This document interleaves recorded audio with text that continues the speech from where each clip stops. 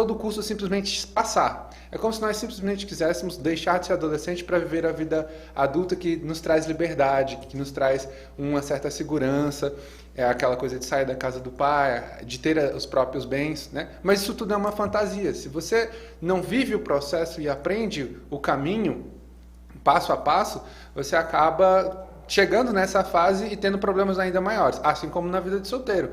Se você não aprende o que é necessário para ter uma vida plena, uma experiência legal e de convívio consigo mesmo de forma saudável e satisfatória, ao final dessa vida de solteiro, quando você encontrar uma pessoa e chegar ao matrimônio, por exemplo, ou mesmo que não se case, que junte e tenha uma vida a dois, você vai perceber que os problemas só se tornam maiores porque são duas pessoas com dificuldades, né?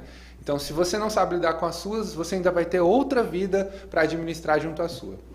Você sabe que quando a gente é solteiro, a gente vai usar alguns jargões assim, ó. E você vai devanear. Se eu falar a palavra contatinhos, se eu falar a palavra falta de dormir, de conchinha, é um texto que você coloca lá, muito bem elaborado, quando você diz assim, ó. Não, o problema da vida de solteiro não é apenas ter sexo, não é apenas uma transa no app, são essas fugas, não é apenas ter o contato, não é apenas a falta de dormir de conchinha, mas você finaliza o seu texto com a palavra se preparar, nos prepararmos, nem sei se eu estou inclusa nisso, nos prepararmos para as novas oportunidades que a solteirice impõe naturalmente a quem está vivendo aquela fase da solteirice. Você poderia falar um pouquinho sobre essa palavra assim, ó, a atenção na solteirice, do incerto, da pessoa que é problemática, e que finaliza com, sim, oportunidades de você estar vivendo essa temporalidade na sua vida. Bom, claro, claro. É porque, como eu falei, né, tudo volta-se para essa ideia de que a solteirice foi e é hoje, mais do que nunca, superestimada, né? A gente antigamente, Kellen, a gente tinha uma construção cultural, sociocultural, que nos levava direto para o casamento, né? A gente ficava pouquíssimo tempo solteiro. Não era da nossa cultura ter esse aproveitamento da vida de solteiro. Então, vamos pegar como se fossem dois extremos. A gente tinha pouco vida de solteiro, né? Uma vida que ela se baseava praticamente no trabalho, e num trabalho que fosse edificante para a construção de uma relação a dois. Então, o casamento era o grande objetivo, né? Com algumas frustrações, com a queda dessa cultura mais patriarcal, um pouco mais de liberdade de expressão, um pouco mais de liberdade sexual, a gente foi para um outro extremo, que é o de vamos aproveitar então o tempo que a gente tiver antes de ficar casado. Que é justamente o que a música fala, né?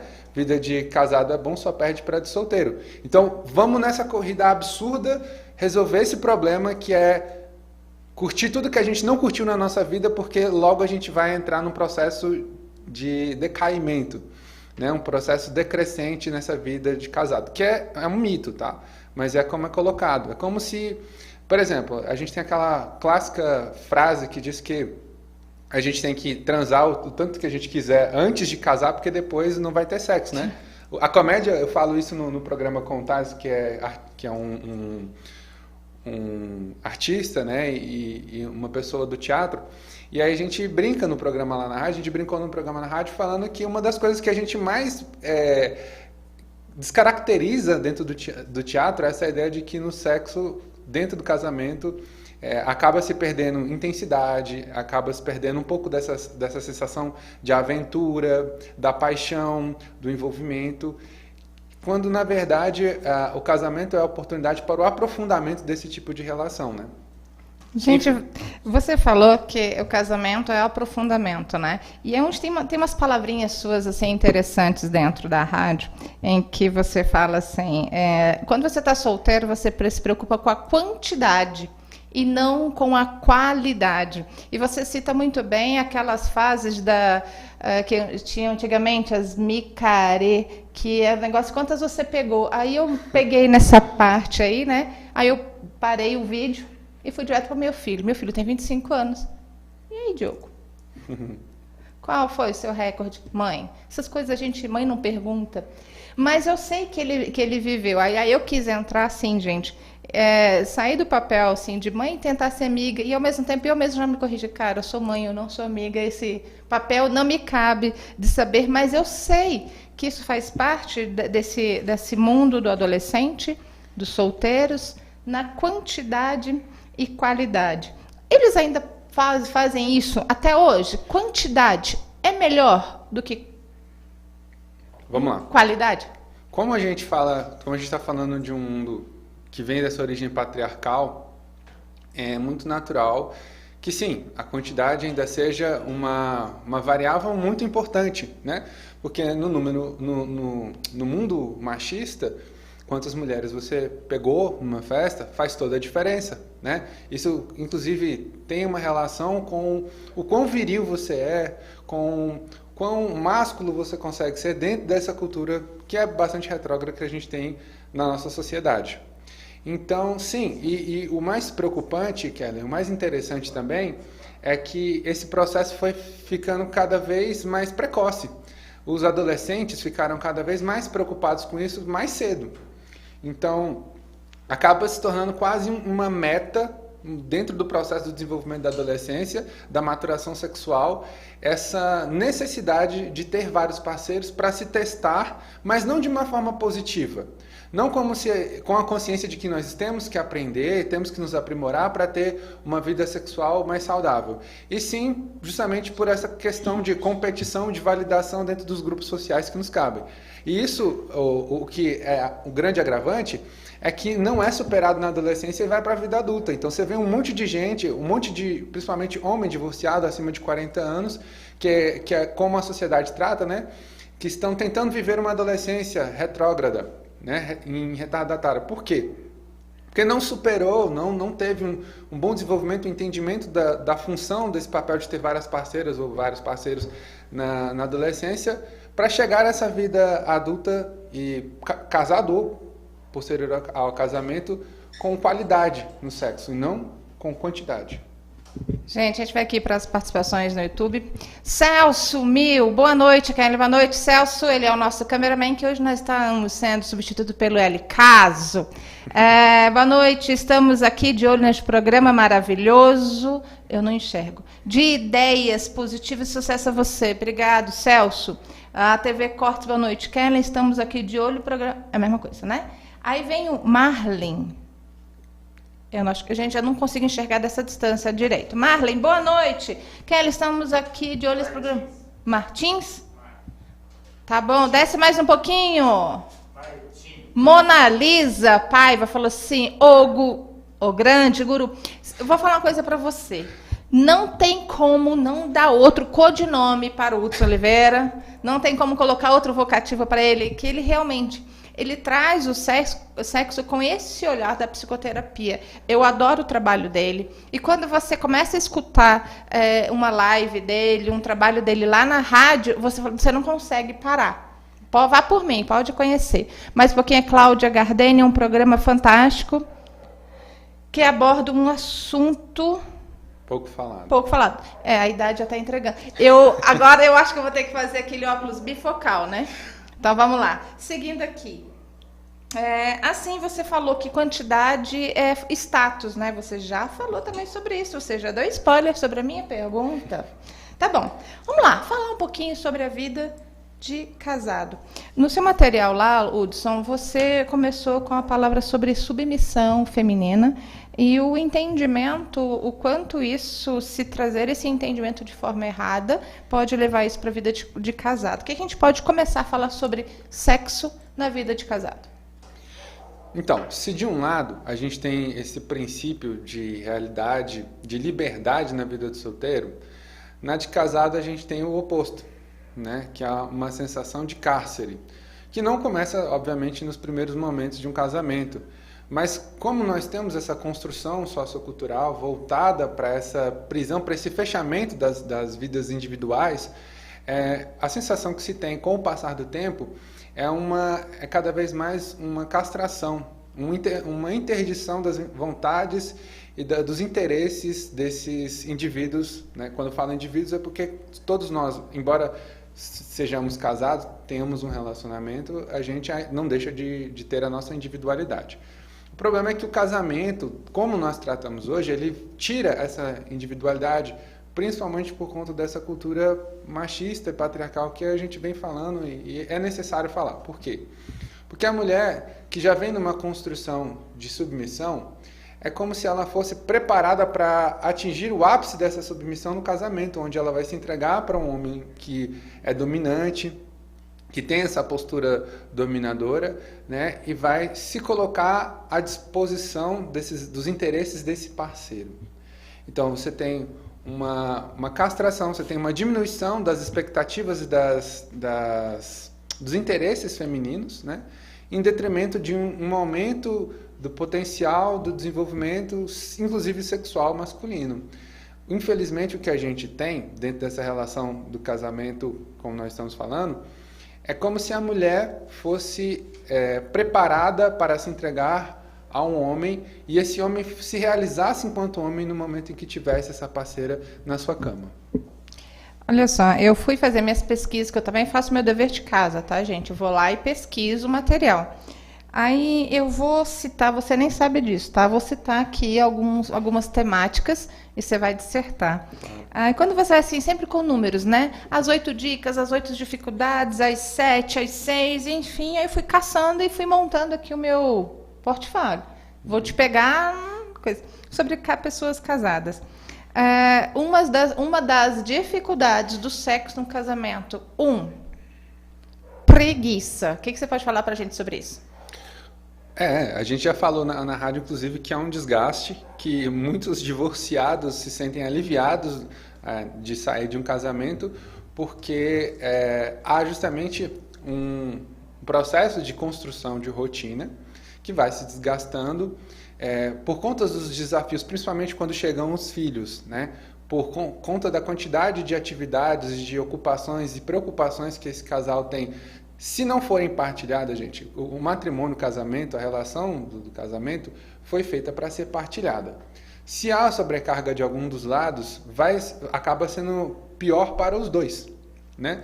Porque um não dá conta de levar a relação pelos dois. E engraçado, porque, por exemplo, no consultório, a gente ainda vê o discurso da mulher que fala coisas do tipo, não, eu vou amar por nós dois. Ele vai mudar, eu vou transformá-lo, o meu amor vai transformá-lo porque eu vou amar por nós dois. Então, isso só mostra o quanto a gente está dentro dessa cultura desse desgaste, dessa entrada na rotina, sem uma perspectiva de saída, né? Porque uma vez que o problema se inicia, ele realmente se torna uma bola de neve. E fica cada vez mais complicado viver o matrimônio, viver a vida sexual dentro do casamento de uma forma satisfatória como tem que ser. E tudo isso, eu repito, por conta de que a gente ainda não consegue entender que é uma empresa com 2 funcionários, digamos assim. Se um deles deixa de fazer as suas atribuições, a empresa vai quebrar. Quando eu falei preguiça, eu quis dizer assim, muito na iniciativa, sabe? Aquela coisa, hoje eu tô com preguiça porque hoje eu acordei cedo, porque hoje eu levei as crianças para o trabalho, porque hoje eu fiz muita coisa, e porque hoje eu já malhei, e estamos com sono. Aí olha assim, vamos deixar para amanhã, né? E sim, essa preguiça de que, se ele não vier hoje eu nem vou me mexer. Ou então, e o homem espera também a mesma coisa, como se a gente jogasse toda essa carga da iniciativa para o homem. Sendo que eu estou querendo aqui dar uma de... Eli Caso, por gentileza, eu vou te pedir um favor. Eu vou precisar que você suba ao YouTube para ver as nossas participações. Dá vontade de pegar a câmera, gente, lá pertinho, porque eu começo a não enxergar mais. Tá, ok. A partir da Mona Lisa Paiva, o grande guru, é ele mesmo? A Cláudia Gardênia, olá Cláudia, um programa fantástico que aborda um assunto pouco falado, eu já tinha falado isso, né? Uhum. A Cláudia Gardênia Hudson arrebenta, ele é muito inteligente, concordo com você em ipsis literis. O Eduardo... Tira aí, por gentileza, que eu não estou enxergando. O Eduardo Monteiro. Boa noite a todos. Boa noite, Eduardo. Seja bem-vindo. Eu estou aqui, ó. Ô, Celso, você que está assistindo a gente, eu estou pegando o L Casa aqui, ó. Tá vendo? Eduardo, vamos lá. O Emery Serviços, J Serviços. O que acha de oral? Ele quer saber de sexo oral? A gente pode falar sobre isso. Pode. Tá, então segura essa pergunta aí. Eu vou soltar uma piada. Sexo oral em determinadas pessoas é só falar mesmo, tá? É só falar palavrão. Vai se lascar você. Isso já é, né? Oral. Tô brincando, é piadinha, gente. O Celso de novo. O guru do sexo está de parabéns. Lúcio Piatã Rosa. Olá, Lúcio. Boa noite, Kellen e convidado. Acho péssimo o mito de se falar que só os homens... Não, que são só os homens os pregadores ou predadores? Acho que ele quis dizer predadores, né? É. A mulher apronta tanto quanto... Na promiscuidade... Peraí. A mulher apronta... Gente, eu não... Tá, a mulher apronta tanto quanto na promiscuidade. Penso ser a narrativa...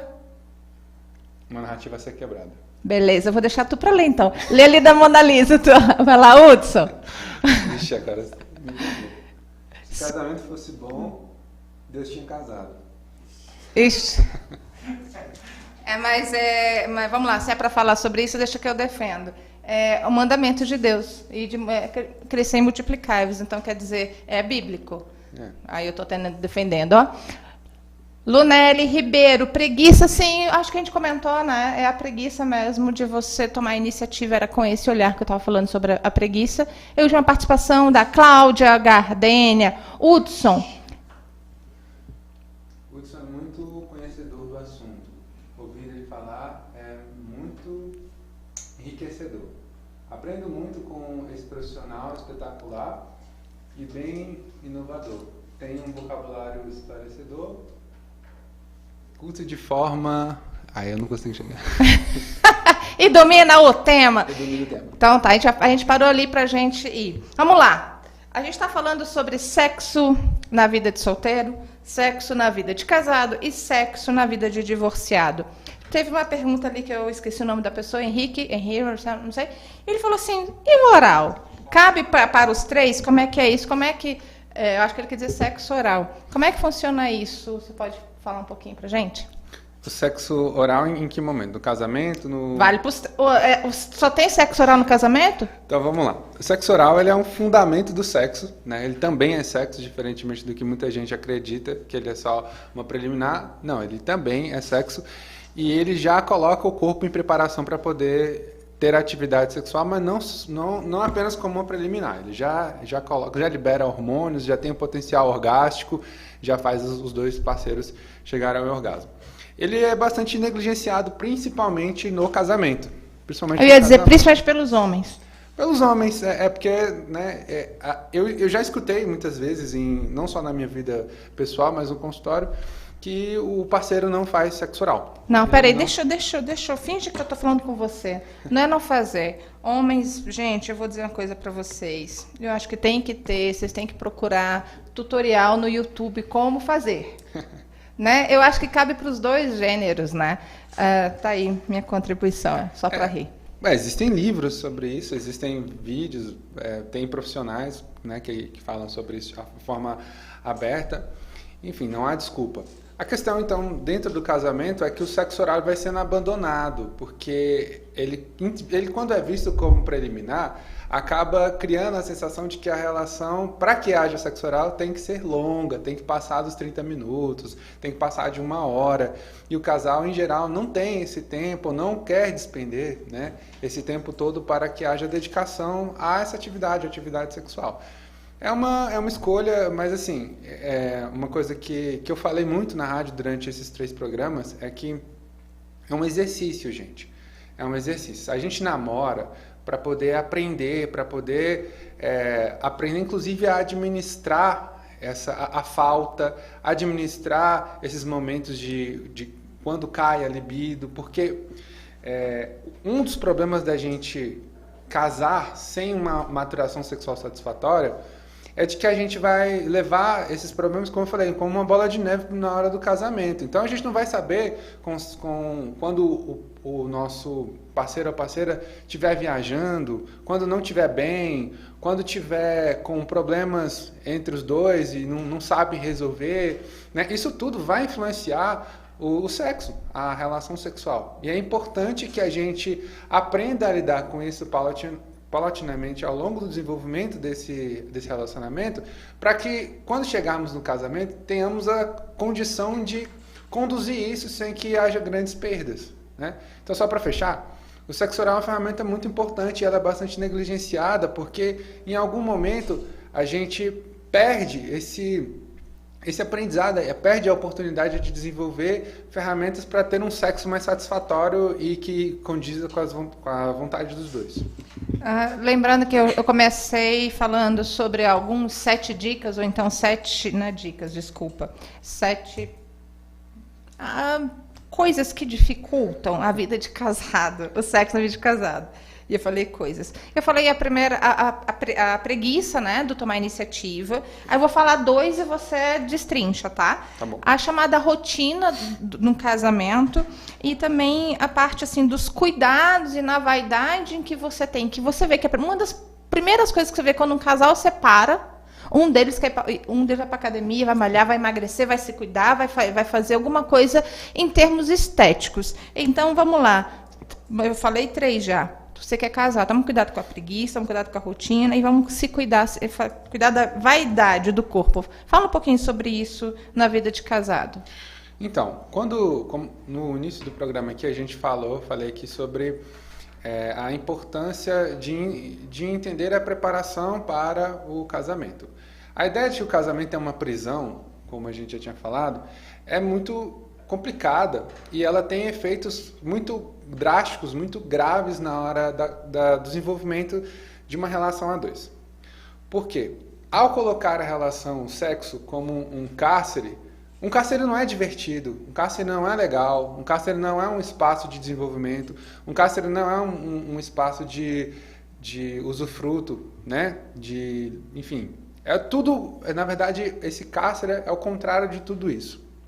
Então, se a gente já entra numa relação pensando que o casamento cumpre esse papel de cárcere, como é que a gente vai ter uma relação que seja satisfatória, que seja livre, que faça com que a gente tenha vontade de se arrumar, que faça com que a gente tenha disposição para poder fazer o que a gente quer e não entre numa rotina? Então, começa nessa ideia, né? E aí tem um outro lado, Kellen, que é muito importante, que é o seguinte: o casamento, na maioria das vezes, ele é visto por uma visão funcional. O que é a visão funcional? É de 2 pessoas construírem uma vida, né? De juntarem 2 orçamentos e terem mais condições de construírem essa vida financeira, de ter o filho, de construir, enfim, uma família. E aí você tem várias expectativas que são criadas em cima do casamento, colocando o casamento como um meio para que isso seja realizado, né? E nesse processo, o sexo fica apenas como uma espécie de combustível. Esse é o grande problema, Kellen. A gente limita o sexo à ideia de um combustível para que essas relações, para que essas coisas sejam alcançadas e para que a gente tenha energia para que essas coisas sejam alcançadas. Se esse combustível falta, obviamente, tudo isso vai acabar. Então, qual é o grande problema nesse caso? É restringir todo o potencial da relação ou toda a energia que essa relação tem ao sexo. Quando, na verdade, existem várias outras coisas, várias outras atividades dentro do casamento. Na verdade, tudo deveria ser uma espécie de combustível, uma espécie de alimento para esse casamento. Então, passar um tempo a 2 assistindo um filme é uma forma de alimentar e não é necessariamente sexual, mas pode virar.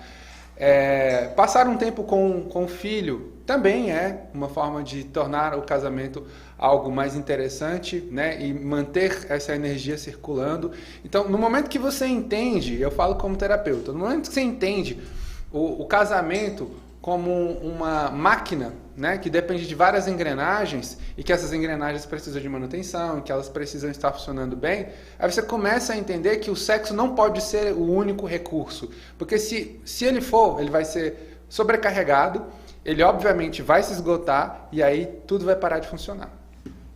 Entendi. Gente, aqui tem muitas participações no YouTube. Essa pergunta deu o que falar, tá? Aí veio aqui o nosso... Ele falou assim, Kellen, pega o seu YouTube no seu celular, né? Porque você está apanhando dessa distância, claro, e ficou a luzinha aqui, tem que ficar. Ah, tá. Muitas participações, tá aqui no YouTube, e começaram a falar muito de sexo oral e começaram a falar de homem. Gente, é o seguinte, a ideia aqui do programa é justamente essa, né? Fomentar assunto que todo mundo faz, todo mundo gosta de fazer, mas é trazer conhecimento, não é de apontar erros, não é para apontar porque eu faço isso, eu faço aquilo, porque se no meu casamento foi bom alguma coisa, mas teve coisas que não foram boas, assim como no seu tem coisas que validam. O olhar daqui do nosso programa sempre vai vir com esse olhar muito terapêutico para trazer luz a alguém. Tá? Então, sim, se você gosta de sexo oral, vá lá. Ou então aprenda e faça mais e melhor. E se você não gosta, aprenda de novo, vai lá e faça melhor também. Sexo na vida de solteiro, na vida de casado e na divorciado. Eu vou continuar aqui com relação à vida de casado, das 7 algumas coisinhas que podem atrapalhar o sexo na vida de casado. Você não citou, porque esse material que eu pesquisei, mas eu tenho certeza que você tem muito a contribuir com essa parte aqui, que é a falta de comunicação entre os cônjuges, gerando até uma desconexão emocional. Porque você falou isso no início, né? Quando você não entende bem que fase que eu tô, que momento que eu tô, como é que vai rolar bem essa química no sexo? Então, a comunicação atrapalha o sexo no casamento? Atrapalha e... se não for uma comunicação interessada, ela ainda é pior. É melhor você não falar do que você falar de forma desinteressada. Porque aí você cria ruídos na comunicação que são irreversíveis. O que eu vejo muito no consultório, Kellen, é que as pessoas, em geral, quando elas não conseguem, os parceiros, né, um ou outro, quando não consegue o que elas querem, tanto sexualmente quanto em qualquer outra área do casamento, elas iniciam um jogo. E é um jogo não verbal. É um jogo de negar fogo, negar fazer alguma coisa que o outro precisa ou gosta, né? E isso vai minando o casamento. Isso é óbvio, né?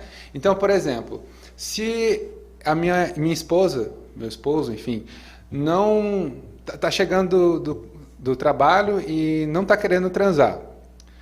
Ao invés de falar com ele, ao invés de falar com ela, olha, eu queria ter mais tempo com você, eu queria aproveitar, é um momento interessante e tal. Ao invés de tentar entender por que está acontecendo isso, as pessoas começam a criar punições, né? Elas começam a jogar indiretas e isso não é comunicação, né? É uma tentativa de comunicação, mas uma comunicação muito falha. Por quê? De repente vocês não estão mais transando, né? E aí não é apenas uma coisa que fica na relação sexual. De repente, aquele carinho que rolava no carro, aquele carinho que rolava enquanto estava assistindo um filme, aquele gesto de fazer alguma coisa pelo outro, de levar, fazer uma refeição, preparar uma refeição, isso tudo vai se perdendo por quê? Porque não houve comunicação. Porque em algum momento alguém não quis transar mais com a mesma intensidade ou na mesma frequência e, de repente, isso não foi conversado, né? Então, saber conversar é muito importante, saber ouvir é muito importante para que justamente não aconteça isso, para que não entre na rotina. E aí, você pode ver, Kellen, a gente vai exatamente em tudo que você falou, né? Tudo começa a decair a partir desse processo. Eu ainda tenho mais algumas coisinhas aqui que eu cacei nessa minha pesquisa.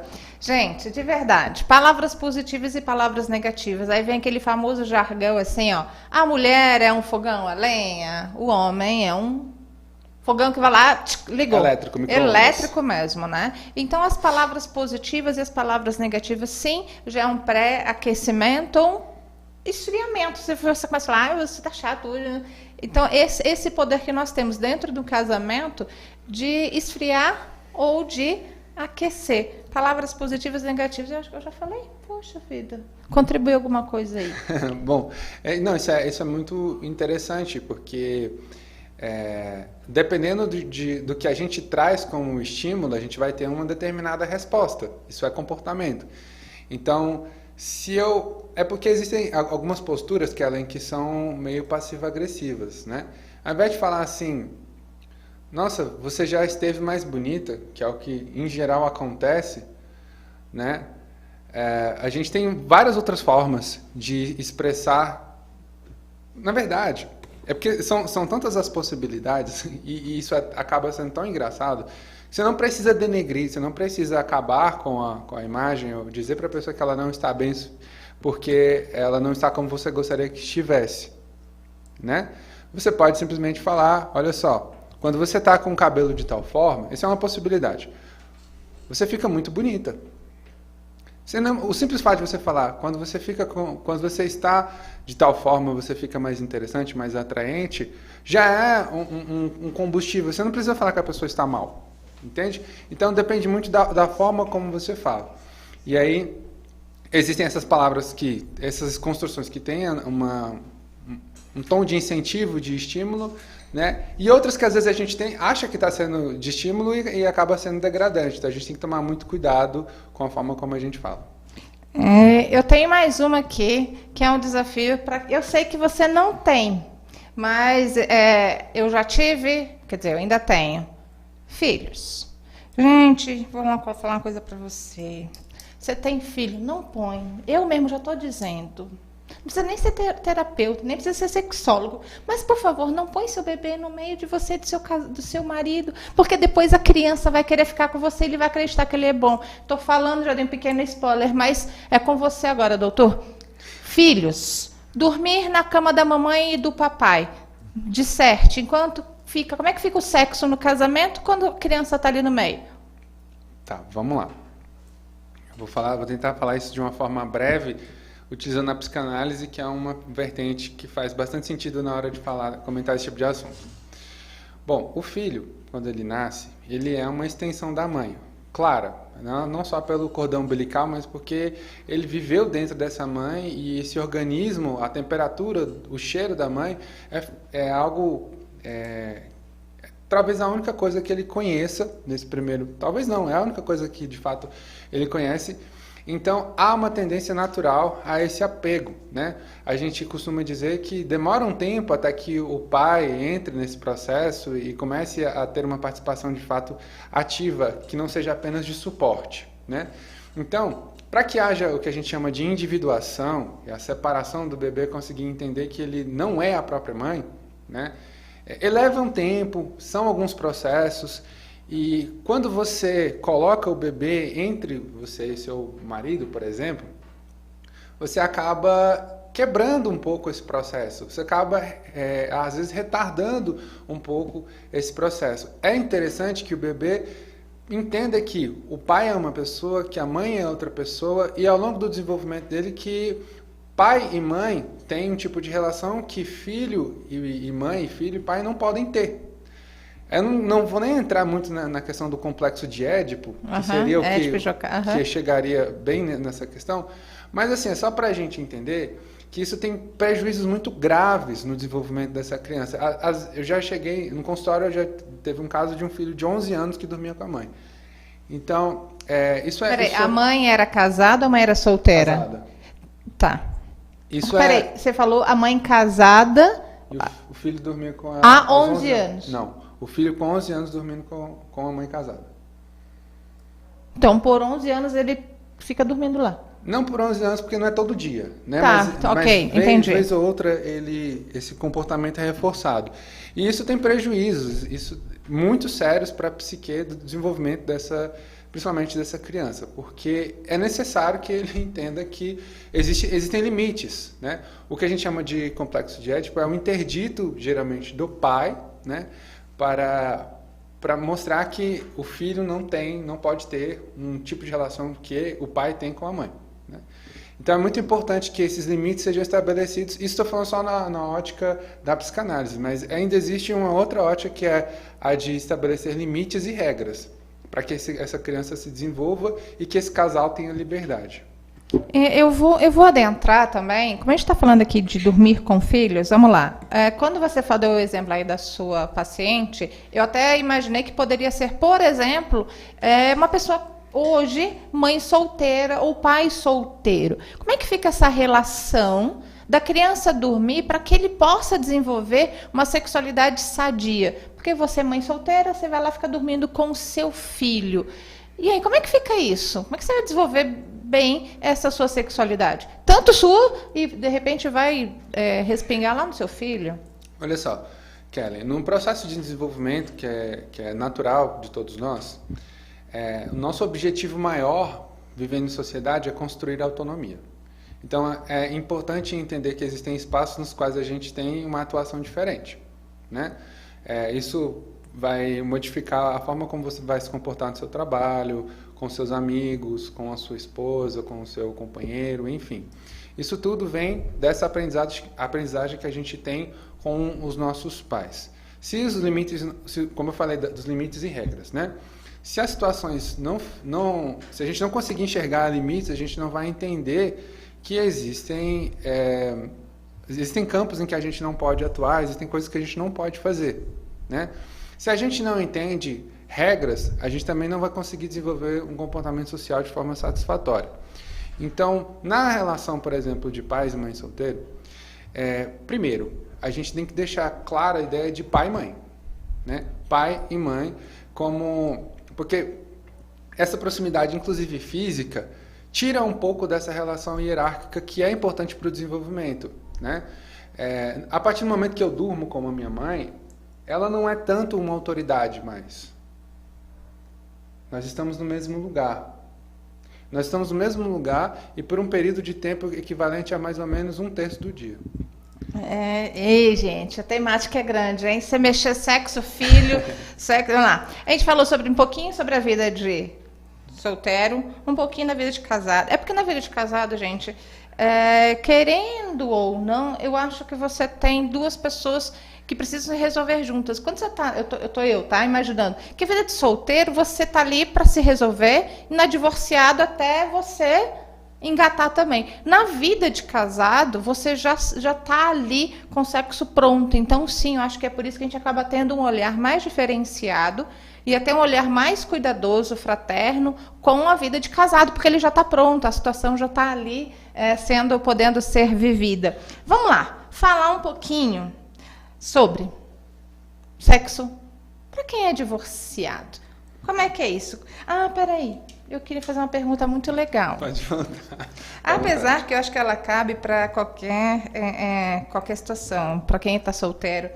Porque a gente fala que sexo é uma necessidade sempre muito fisiológica, biológica. E teve uma fala sua em algum momento dos seus trabalhos lá, ou então de algum colaborador seu, que falou assim, não, vem cá, tem a necessidade física biológica, mas tem também a necessidade social do sexo. Assim como tem a necessidade emocional. Eu falei, gente, que olhar bonito. Cabe para as três situações, não é? Cabe. A gente pode pegar a ideia de que o ser humano é um ser biopsicossocial. Biopsicossocial. Então, existe a biologia, a parte da fisiologia, né, que é o corpo. Existe a psique, que envolve o desenvolvimento emocional, né? E a parte social, que tem a ver com os nossos valores, as nossas crenças e os aspectos da relação com outros indivíduos dentro do corpo, do que a gente chama de corpo social, né? O sexo, ele tem uma função social, uma função de reprodução, por exemplo, né? Uma função de perpetuação genética, uma função de perpetuação de valores, né? Uma função emocional, uma função de união, uma função hormonal, uma função física. Então, assim, se a gente for explorar o sexo nesse espectro de atuações, a gente vai ver que vai, inclusive, muito além, né? Tem gente que fala de sexo com função política, inclusive. E existe, de fato, né? Só que são desdobramentos um pouco mais distantes desse eixo central que a gente tem dentro da relação sexual, porque o sexo em si não se limita à relação sexual. E é muito importante a gente frisar isso, porque se a gente coloca a relação sexual como a única... Olha só para entender, porque eu acho isso muito curioso. Se o sexo fosse assim, tanto voltado para a relação sexual em si, a psicologia e os conhecimentos advindos da psicanálise, por exemplo, não teriam nascido todos do sexo. Então, só para começar, só para, né, fechar. Entendi. Sexo na vida de divorciado. Vamos lá, chegando. Se você é divorciado, você já foi solteiro, você já foi casado, então hoje é divorciado. Eu acho que você tem, sim, uma bagagem diferente do olhar para o sexo. É por aí que eu começo. Sexo na vida de pessoas divorciadas. O que a gente pode contribuir com isso? Vamos lá, já que a gente está chegando ao outro extremo, vamos fazer uma leve comparação assim. A vida de solteiro ela é uma vida bastante superestimada, né? De que nós temos muito sexo e sexo a todo tempo e sexo com vários parceiros e não é bem assim, tá? Principalmente na pandemia, então, que eu diga, todos os contatinhos aí, as estratégias de escapada foram por água abaixo. Então, a vida de solteiro ela é muito inconstante. Tá? Você pode ter sexo maravilhoso num dia e no outro não ter sexo ou ter um sexo horrível, porque trocou de parceiro, né? Às vezes não dá tempo de você conhecer aquele parceiro ou parceira e aí fica meio que um tiro no escuro. A verdade é essa, né? E aí você pode ter uma semana de muito sexo, de um sexo muito satisfatório, uma semana ou um mês que não é tão interessante. O que os solteiros falam é que eles não ficam sem transar. E pode ser, realmente faz sentido que eles não fiquem sem transar.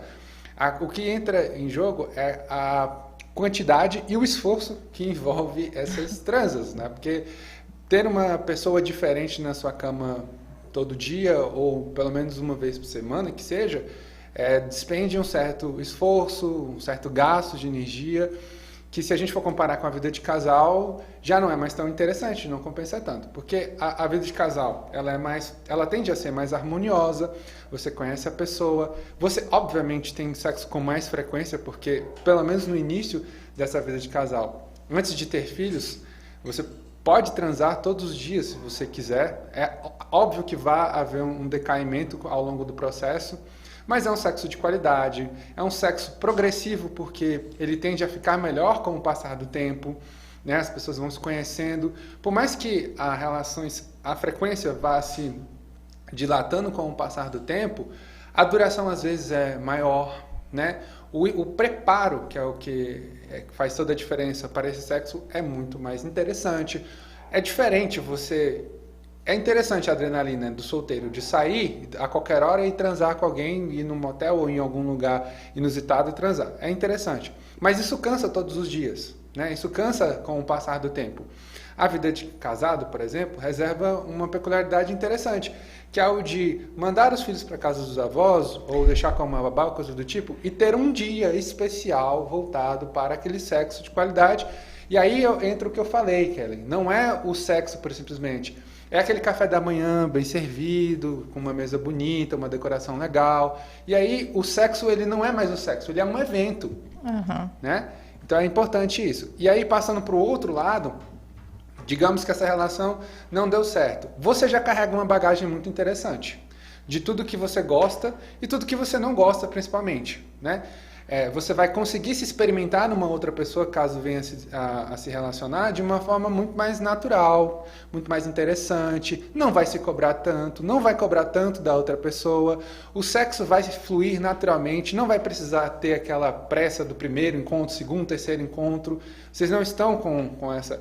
Lógico que assim, no retorno imediato para a vida de solteiro, né, no divórcio, é claro que existem algumas tensões, mas... a depender da idade que você está, a depender da experiência que você tem, isso já não é um problema, né? É algo que é facilmente contornável. A gente pegou alguns depoimentos quando a gente fez esse programa lá na rádio, de pessoas que já tinham filhos, né? Já tinham filhos com uma certa idade e viviam um outro momento da vida. E eles disseram que era maravilhoso poder... Tem dinheiro, tem tempo, não tem os filhos ali por perto, tem conhecimento, tem experiência a dar com pau, então assim, acaba sendo muito mais interessante. Para finalizar a minha fala, a gente percebe que é bem mítico mesmo. A relação de solteiro é bem superestimada, a relação de casado é muito subestimada, né? E por isso a gente não aprende tanto quanto poderia aprender. E o pior, a de divorciado é a mais subestimada e a que pode mais reservar possibilidades e coisas interessantes quando a gente fala de sexo. Eu vou contribuir um pouquinho com você. Eu fiz também o meu dever de casa. Só que é claro que a fonte no qual eu tirei, ela fica assim, tá bom, que é para o jornal britânico, tá? Então, uma pesquisa lá da Grã-Bretanha, para o jornal The Sunday Telegraph. Ele fez uma pesquisa com 1.800 pessoas, tá? Então, também a amostra pequena, mas ele fala assim, que a porcentagem de pessoas que transam de 6 a 20 vezes por mês, tá? Os divorciados, 68% transam de 6 a 20 vezes por mês. Aí vai lá para os casados, 44%. E 38% solteiros transam de 6 a 20. É para dizer, então, gente, o mínimo. Se você faz menos de 6 vezes de sexo no mês, meu amigo, você está abaixo da média dos britânicos aqui. Se você faz mais de 20, então de 6 a 20 aqui só para contribuir. Como a gente já está assim, lá no finalzinho, eu quero te fazer uma pergunta assim, mito ou verdade? Solteiros transam mais que casados? Isso é mito, total mito. Mito totalmente, viu, gente? Bora casar! Bora casar!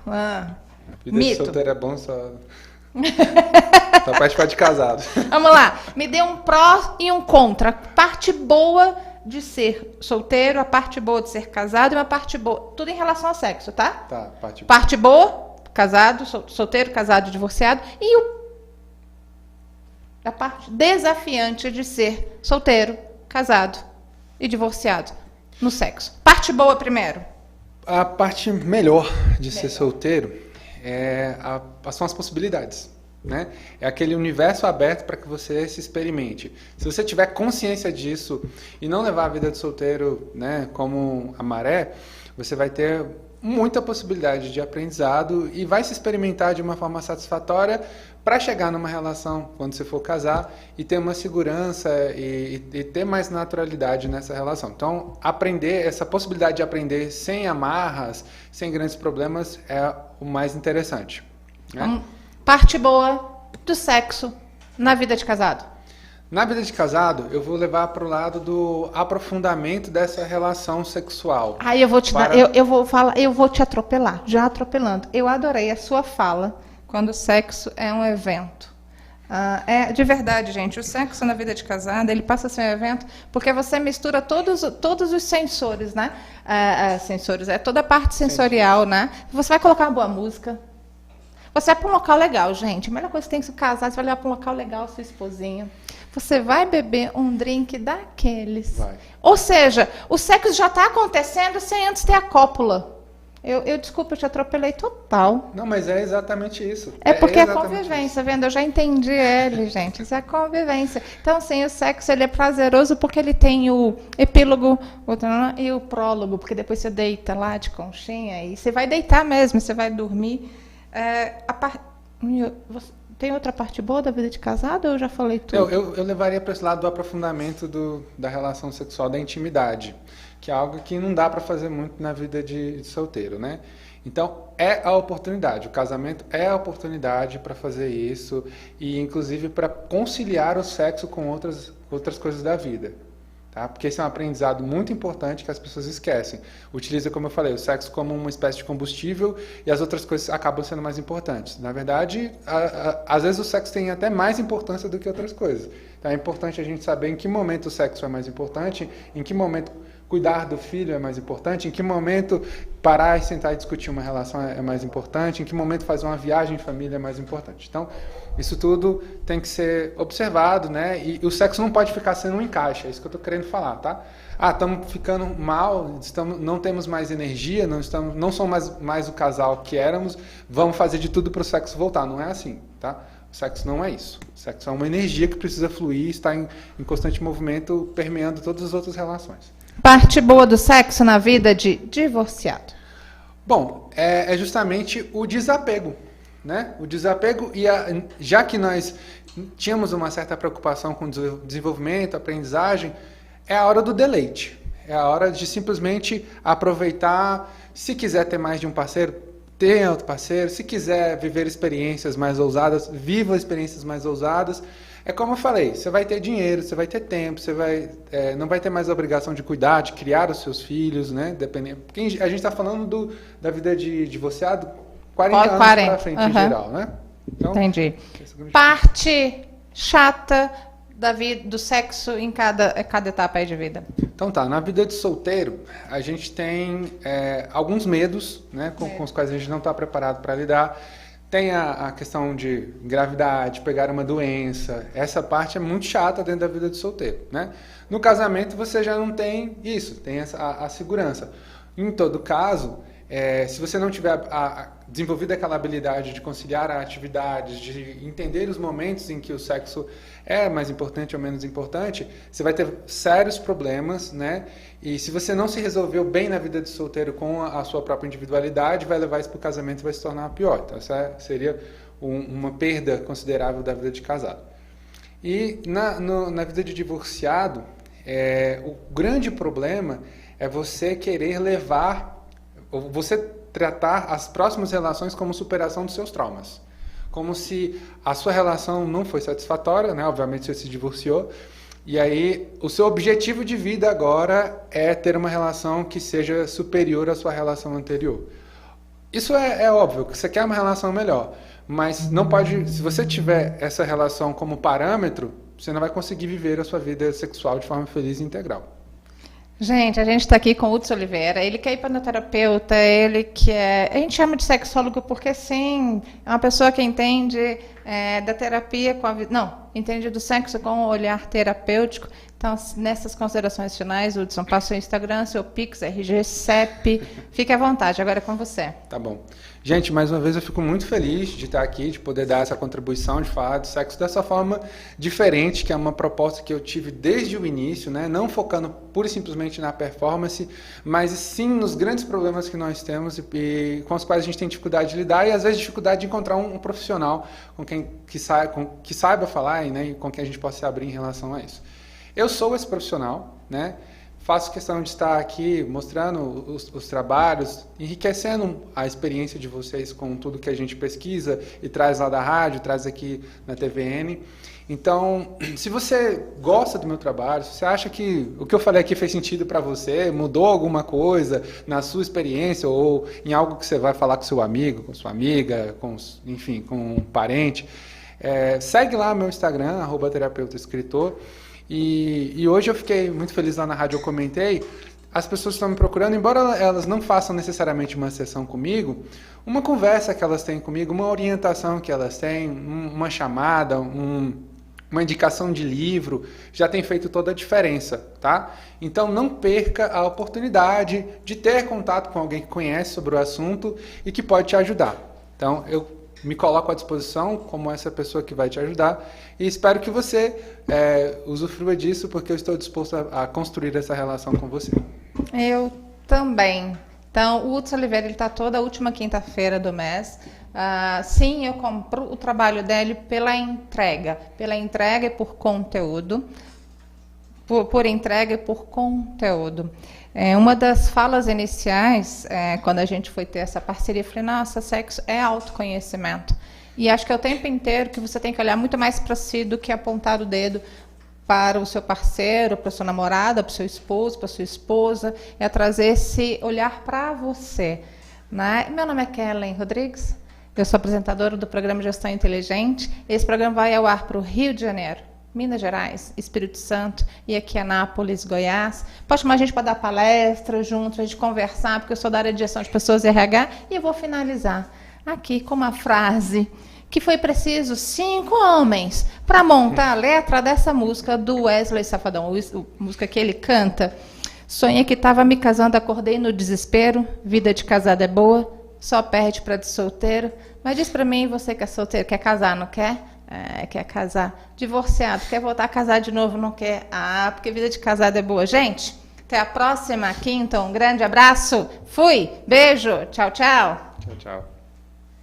Eu não sou homem de notório saber jurídico, mas é claro que, pelo que a gente lê, claro que uma coisa é eu ler, uma coisa é interpretar, principalmente a lei.